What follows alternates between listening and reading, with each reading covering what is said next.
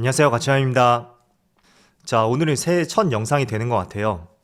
사실 몇 년 전만 하더라도 크리스마스하고 또 연말 행사 그런 것들이 코로나가 없어서 그런지 굉장히 자유로웠었잖아요. 그런데 갈수록 이런 분위기가 더 나지 않는 것 같아요.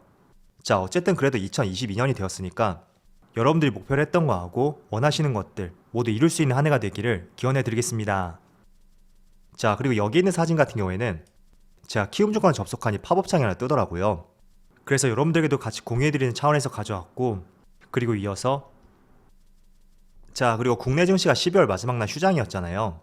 자, 그런데 반대로 중국의 상해 지수하고 미국의 3대 지수 이 두 개의 시장은 마지막 날 휴장이 아니었습니다.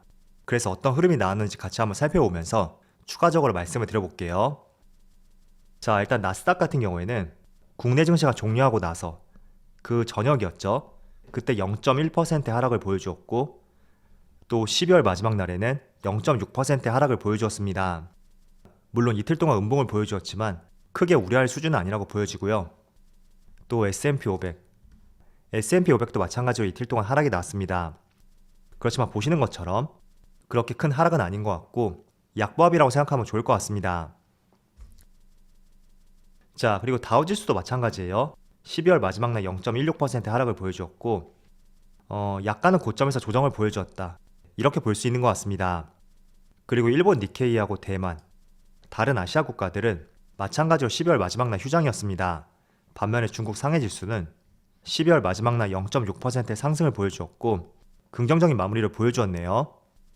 자, 그래서 전반적으로 국내 증시가 휴장하고 나서 그 뒤에 연말까지 있었던 일들 종합적으로 봤을 때는 그렇게 우려할 수준은 아니다. 이렇게 보여지는 것 같고 이제는 우리는 2022년 새로운 주식시장을 맞이해보자고 말씀을 드리겠습니다. 자, 그래서 이렇게 정리를 해보고요. 지금부터는 주말 사이에 나왔던 이슈들 그리고 오랜만에 매수하기 직전에 차트를 보는 방법에 대해서 저희 관점에서 한번 말씀을 들어보겠습니다. 자, 일단 먼저 주말 사이에 나왔던 이슈를 살펴보면 첫 번째로 대선 후보 중에 한 명인 안철수 후보자의 지지율이 10%를 돌파했다 라는 기사가 나왔습니다. 자, 10%라는 것이 두 자릿수거든요. 그래서 굉장히 상징성을 보유하고 있다고 저는 생각이 되고요. 그런 면에서 다음 주에도 지난주 목요일날 상승이 나왔었던 안철수 후보와 관련된 종목들, 이 종목들의 움직임을 한번 체크해볼 필요가 있다. 저는 이렇게 생각을 하고 있습니다. 그렇지만 대선 후보와 관련된 종목들을 투자할 때는 지난번에도 말씀을 드렸어요. 내가 조금 빠르게 대응할 수 있는 분들만, 그런 분들만 투자하기 용이한 종목이라고 말씀을 드릴게요. 그렇지만 최근에 지지율 상승세가 심상치가 않고 또 그에 비해서 다른 후보자들, 그분들의 지지율이 조금씩 하락하는 것을 생각해 본다면 충분히 조금 더 시세가 나올 가능성이 있다고 생각이 되고요. 그리고 안철수 후보와 관련된 종목들을 보시면 사실 끼가 굉장히 많아요. 자, 대표적으로 안랩의 주가를 보시면 이 당시에 서울시장 출마와 함께 주가가 굉장히 급등을 보여주었었고 또 2017년이죠. 이때도 저번에 대선이었는데 그 당시에도 주가가 거의 15만원까지 단 한 달 만에 급등을 보여주었던 기록도 있습니다. 그래서 그런 관점에서 지금처럼 지지율이 계속 견고한 모습을 보여주고 더욱더 상승하는 흐름을 보여준다면 충분히 조금 더 추가 상승을 기대해 볼 수 있다. 그렇게 보여지고 다만 제가 전제를 말씀을 드렸어요. 대선 관련주는 변동성이 심하기 때문에 내가 반드시 빠르게 대응할 수 있는 분들 아니면 절대적으로 소액으로 투자하는 것이 적합하지 않을까 그렇게 말씀을 드리겠습니다. 자, 그리고 써니전자도 마찬가지죠. 이 종목도 대표적인 안철수 관련주라고 볼 수 있는데 12년도 서울시장 출마 당시 그때도 주가가 정말 가파르게 300원이었던 주가가 만원대까지 30배 이상의 상승을 보여주었습니다. 그리고 2017년도 당시에도 100% 상승을 보여주었기 때문에 그런 관점에서 같이 한번 이 두 종목을 보시면 좋을 것 같고요. 그리고 두 번째 내용을 살펴볼게요. 자, 수출 기록인데 지난해 무역 수출액이 사상 최대치를 기록했다라는 기사가 발표가 되었고 12월달 수출도 무려 전년 동기 대비 18.3%의 증가를 보여주었다는 굉장히 우호적인 기사가 나왔습니다. 자, 반면에 12월달 같은 경우에는 수출은 늘었어요.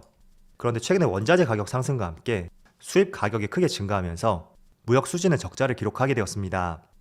그렇지만 어쨌든 수출이 증가하고 있고 또 주식시장의 거시적인 흐름을 봤을 때는 상장되어 있는 기업들의 실적 그리고 코스피 지수의 관계 제가 비례한다고 말씀을 드렸어요. 그래서 기업들의 수출이 증가한다는 것은 대체적으로 실적도 증가한다 이렇게 볼 수 있고 지수도 크게 하락할 이유가 없다. 이것을 설명할 수 있는 데이터라고 저는 판단을 하고 있습니다. 자, 그렇다면 2022년 올해에도 기업들의 실적이 계속 증가할 것인지 이 점은 우리가 한번 고민할 필요가 있는 것 같아요. 저는 개인적으로 수출 데이터도 양호할 것이라고 생각이 되는데 작년처럼 폭발적으로 증가하진 않을 것 같다.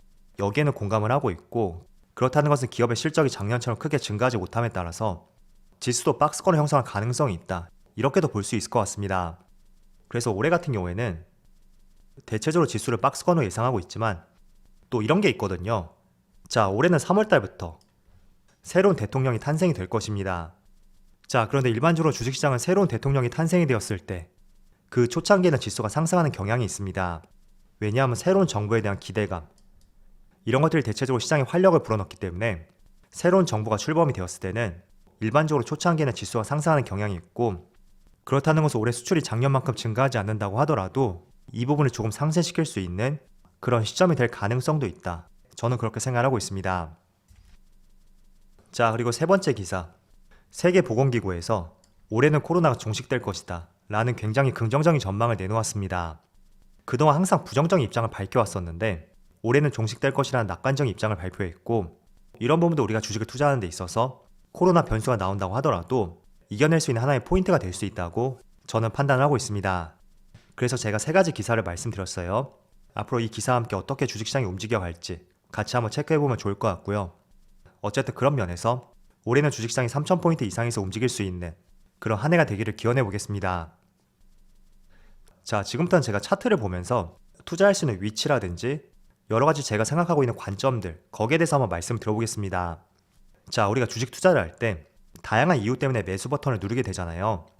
주변에서 이 종목이 좋다, 그런 의견 때문에 매수하는 경우도 있고, 남들이 모르는 재료를 포착했다, 그런 생각에 매수 결정을 내리는, 심지어 그런 경우도 있을 거예요.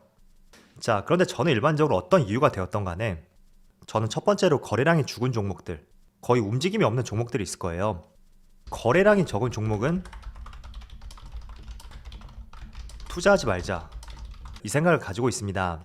심지어 하루에 거래량이 10만 주도 채 되지 않는 그런 종목도 시장에 정말 많거든요. 그래서 개인적으로는 최소한 하루에는 50만 주 이상은 나와야 된다, 저는 이런 생각을 하고 있습니다.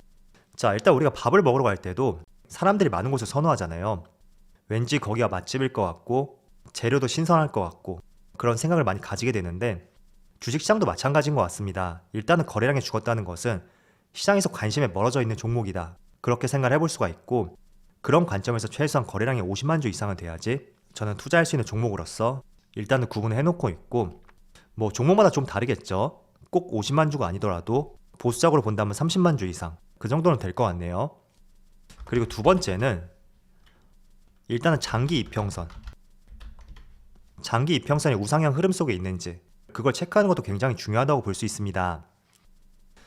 자, 대표적으로 내가 작년 하반기에 현대모비스를 매수한다고 가정을 해볼게요. 저는 일단은 거시적인 흐름, 조금 큰 그림에서 보는 것을 권장해드려요. 주봉이라든지 월봉, 먼저 이런 흐름을 보신다면, 자, 12월 달을 제외하고 조금만 앞으로 가볼게요. 이런 흐름이죠. 일단 월봉상으로 봤을 때도 주가가 하락세에 있는 것을 볼 수가 있습니다. 그리고 주봉으로 보시더라도 작년에는 계속 하락 패턴에 있는 것을 볼 수가 있죠. 자, 그래서 일단은 여러분들이 투자를 하실 때 특히 대형주를 투자하신다면 이 주봉과 월봉의 흐름이 21선 위에 올라와 있는지 그걸 체크하는 것이 정말 중요하다고 저는 생각이 돼요. 어쨌든 황금선이라고 볼 수 있는 여기 21선, 이 위에 주가가 있다는 것은 사람들의 심리가 매도보다는 매수 우위에 있다, 그걸 보여주는 지표라고 볼 수 있고, 반대로 21선 아래에 있을 때 그때는 매수보다는 매도 우위에 있다는 것을 나타낼 수 있는 흐름이라고 저는 생각이 되거든요. 그래서 어떤 종목을 매수할 때 주봉과 월봉 한번 체크를 해보시면서 큰 그림 속에서 지금 어디 위치에 있는지 그걸 체크하는 것이 정말 중요하다고 말씀을 드릴게요. 자, 그래서 장기 이평선, 주봉하고 월봉에 대해서 말씀을 드렸었고, 21선을 기준으로 주가의 위치가 위에 있는지 혹은 아래에 있는지 이 점에 대해서 말씀을 드렸습니다. 어쨌든 주가의 위치가 위에 있다는 것은 사람들의 심리가 매수 우위에 있다, 그걸 보여주는 지표라고 저는 생각이 되기 때문에 그런 관점에서 이 내용을 한번 살펴보시고요. 그리고 세 번째는 조금은 비슷한 내용이 될 수 있어요. 21선이죠. 21선을 기준으로 지금의 주가 위치가 얼마나 이격이 벌어졌는지 그걸 체크하는 것이 정말 중요하다고 저는 생각을 하고 있습니다. 즉 21선과 얼마나 이격이 벌어졌는지, 제가 이 내용은 정말 강조해드리고 있는 내용인데 한번 사례를 보면서 말씀을 드려볼게요. 자, 대표적인 사례가 정확하게 1년 전이죠. 이 당시 지금 현대모비스를 예로 말씀을 드리고 있는데 삼성전자, 현대차, LG전자 그리고 특히 대형주들이 비슷한 흐름이 나왔을 거예요. 자, 저는 일반적으로 투자를 할 때 지금 여기 21선하고 이격을 굉장히 강조해서 보고 있습니다. 그 당시 차트로 한번 가보면 자, 이쯤 되겠죠. 자, 이 상태에서 주봉하고 월봉을 봤을 때는 모두 21선 위에서 움직임을 보여주고 있을 거예요. 그런데 일봉상으로 봤을 때는 이격이 정말 많이 벌어져 있다. 그 점을 체크해 볼 수가 있고, 그런 관점에서 이 당시에 정말 좋은 재료가 있고 또 기관과 외국인의 수급이 들어온다고 하더라도 저는 일단은 보수적인 생각을 가지고 있습니다. 물론 21선까지 맞닿지 않고 5일선이라든지 11선 그 부근에서 주가가 상승이 나오는 경우도 있어요. 그런데 그런 종목들은 대체로 좀 작은 종목들, 코스닥 종목들이 굉장히 많이 포함이 되어 있죠. 반면에 대형주 같은 경우에는 일반적으로 21선을 기준으로 움직이기 때문에 약간의 차이를 두고 보시면 좋을 것 같고요. 그리고 또 한 가지 팁을 말씀을 드리면, 이렇게 이격이 많이 벌어졌을 때는 다시 21선하고 맞닿는다고 하더라도 그 21선을 깨고 내려올 가능성도 있습니다. 지금 주가를 조금 뒤로 가보면 자, 이렇게 한번 깨고 내려왔는데 어떻게 본다면 지나서 후행적으로 말씀을 드린다, 그렇게 생각하는 분들도 계실 거예요. 그렇지만 지금 사례처럼 비슷한 종목이 발생이 된다면 한번 제 관점을 투입해서 한번 바라보세요. 그럼 비슷한 흐름을 볼 수가 있을 겁니다. 자, 조금만 당겨보면 자, 이 당시에 21선하고 맞닿았죠. 그렇지만 주가가 한 차례 무너져 내렸어요. 일단은 21선과 61선 그리고 61선하고 121선 이 간격을 한번 살펴보세요. 지금 이 간격이 훨씬 넓다는 것을 볼 수가 있어요. 그렇다는 것은 단기간에 지금 주가가 많이 상승이 나왔다, 그 점을 이평선이 보여주고 있다고 볼 수가 있고, 그렇기 때문에 한 차례 21선을 깨고 내려올 가능성이 있다, 그렇게 이해해 보시면 좋을 것 같습니다. 그래서 첫 번째로 21선과 많이 이격이 벌어졌는지 그 경우는 조금 보수적으로 바라보고, 또 두 번째는 21선과 맞닿았다고 하더라도 61선을 기점으로 첫 번째 그리고 두 번째 이 간격을 봤을 때 첫 번째 간격이 더 많이 벌어져 있다, 그 경우는 한 번 더 주가가 내려올 가능성이 있다, 그 점을 우리가 염두에 볼 필요가 있습니다. 그래서 여러 가지 관점을 말씀해 드렸고, 자, 종합적으로 제가 결론 한번 내려볼게요. 일단은 우리가 투자할 때 거래량이 죽은 종목들, 일단 그런 종목들은 투자하지 말자, 그런 말씀을 드리고, 또 두 번째는 일단은 내가 투자할 때 주봉과 월봉을 체크해 보면서 주가의 흐름이 지금 상승 패턴 속에 있는지 그걸 선제적으로 먼저 체크하고, 또 일봉으로 봤을 때 21선과 이격이 많이 벌어졌다면 일단은 보수적인 관점에서 투자해보자, 그런 말씀을 전해드리겠습니다. 반면에 단타하시는 분들이라면 아무리 이격이 많이 벌어졌다고 하더라도 거래량이 많이 터졌기 때문에 주가의 변동성이 생긴 자리라고 볼 수가 있어요. 그래서 단기적인 시각으로서는 주가의 상승이 나올 수 있기 때문에 조금은 다른 시각으로 접근하는 것이 맞겠죠.